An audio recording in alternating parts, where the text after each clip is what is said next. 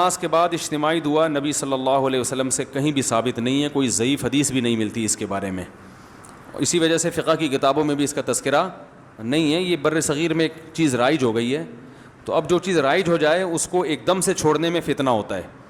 تو اس لیے اس کو آرام آرام سے تمیز سے آہستہ آہستہ چھوڑنا چاہیے۔ جیسے میں نے اپنی مسجد میں پہلے اجتماعی دعا ہلکی پھلکی کرائی کچھ مہینے، پھر پہلے میں نے آہستہ شروع کی تو لوگ دیکھتے تھے یہ زور سے دعا کیوں نہیں مانگتے، تو ہم نے کہا پہلے سائلنٹ پہ آنے دو لوگوں کو۔ اجتماعی کراتا تھا لیکن آہستہ، پھر جب لوگ اس کے عادی ہو گئے اور اس کے بعد پھر میں نے اجتماعی بھی چھوڑ دی، اخپل طریقے سے مانگ رہا ہوں،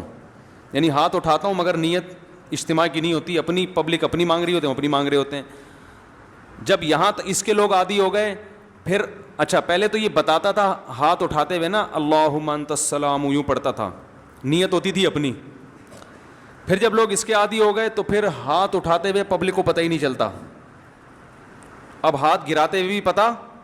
نہیں چلتا، تو شروع میں لوگ کنفیوز ہے، یار امام صاحب دعا ختم کر کے تھے پتہ ہی نہیں چل رہا ہوتا، کوئی نہ مس کال آتی ہے نہ کوئی آواز آتی ہے، تو کچھ لوگوں نے اعتراض کیا،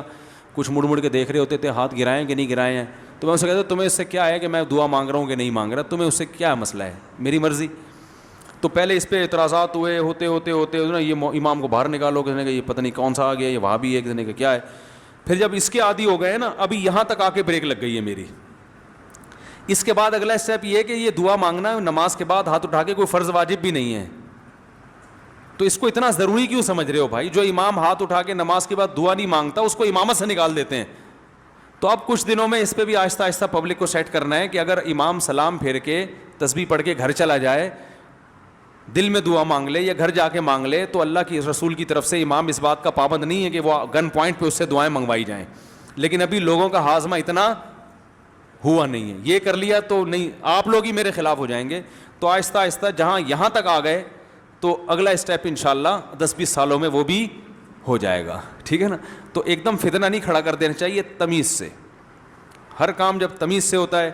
لوگ کہتے ہیں نا کوئی اونچی آواز میں بات کرو گے میں تمیز سے بات کرو کہتے ہیں نا، تو یہ کام بھی انشاءاللہ ہم تھوڑی تھوڑی تمیز سے یہاں تک پہنچ گئے، یہ بھی بڑی بات ہے، یہاں تک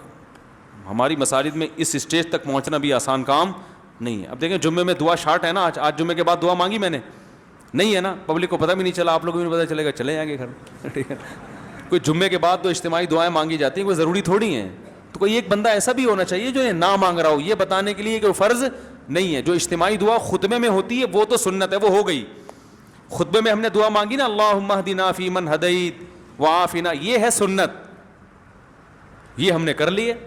تو جو سنت دعا تھی وہ تو ہو گئی، اب آپ کو اختیار ہے اس کے بعد دعا مانگو نہیں مانگو، تو اس طرح سے ہم سیٹنگ پہ لوگوں کو لا رہے ہیں۔ Thanks for watching.